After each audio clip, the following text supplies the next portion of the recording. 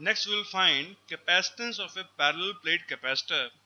Before that हमें ये revise करना पड़ेगा कि अगर दो प्लेट्स पे चार्ज Q1 और Q2 दिया गया तो चार्जेस कैसे डिस्ट्रीब्यूट होंगे।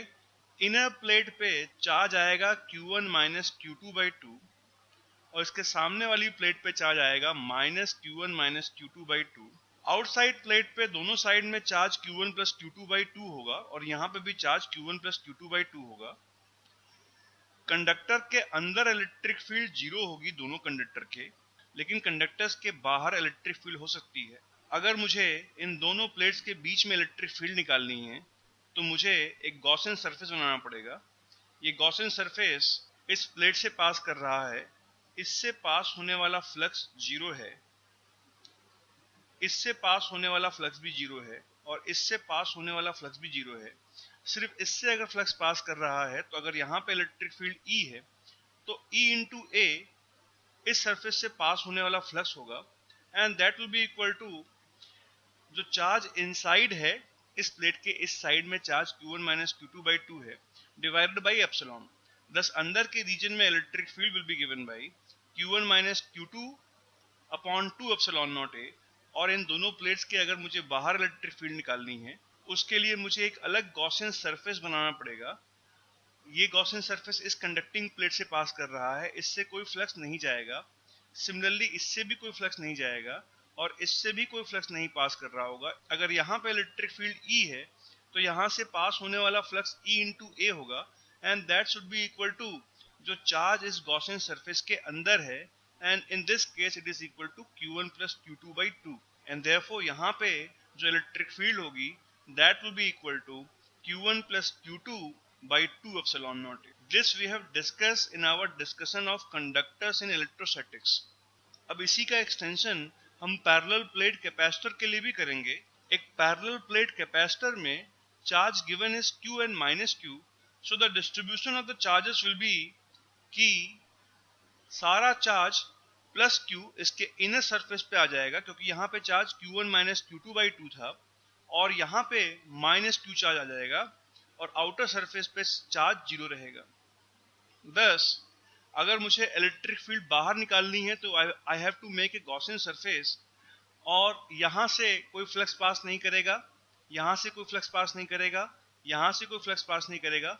जो भी फ्लक्स पास करेगा यहाँ से करेगा। लेट अस से यहाँ पे इलेक्ट्रिक फील्ड E है तो E इंटू ए इससे पास होने वाला flux should be equal to zero क्योंकि इसके अंदर कोई चार्ज नहीं है। इस प्लेट के लेफ्ट साइड में there was no charge and therefore the electric field at this point will be equal to zero। तो पैरेलल प्लेट कैपेसिटर में कैपेसिटर के बाहर इलेक्ट्रिक फील्ड जीरो होगी। अब अगर मुझे इन प्लेट्स के बीच में इलेक्ट्रिक फील्ड निकालनी है तो I have to make a new Gaussian surface जो कि इन दोनों प्लेट के अंदर होगा। ये गॉसियन सरफेस इस प्लेट की बाउंड्री से पास कर रहा है, इस सरफेस से कोई फ्लक्स नहीं होगा। सिमिलरली इस सरफेस से भी कोई फ्लक्स नहीं होगा, इस सरफेस से फ्लक्स भी नहीं होगा। अगर इन दोनों के बीच में इलेक्ट्रिक फील्ड E है तो यहाँ पे पास होने वाला फ्लक्स E इंटू ए के बराबर होगा and that should be equal to the charge inside the Gaussian surface. Gaussian surface के अंदर जो चार्ज इस केस में है वो माइनस Q है and therefore the electric field will be given by Q upon epsilon naught A.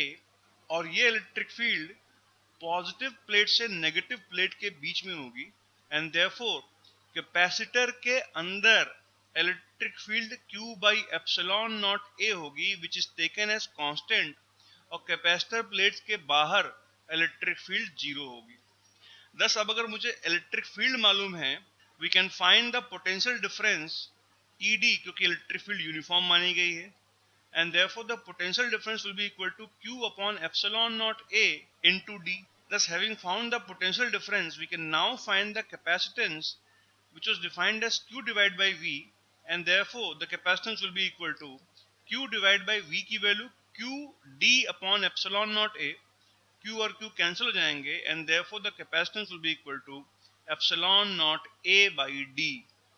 This is the capacitance of a parallel plate capacitor। ये इन plates की ज्योमेट्री के ऊपर डिपेंड कर रही है which is represented by area, इनकी separation के ऊपर डिपेंड कर रही है which is represented by D और इनके मीडियम के ऊपर डिपेंड कर रही है, which is represented by epsilon naught. So this is the capacitance of a parallel plate capacitor. Further, ये दोनों प्लेट इस समय आपस में एक दूसरे को अट्रैक्ट भी कर रही होंगी, and the force of attraction will be given by q square upon 2 epsilon naught a.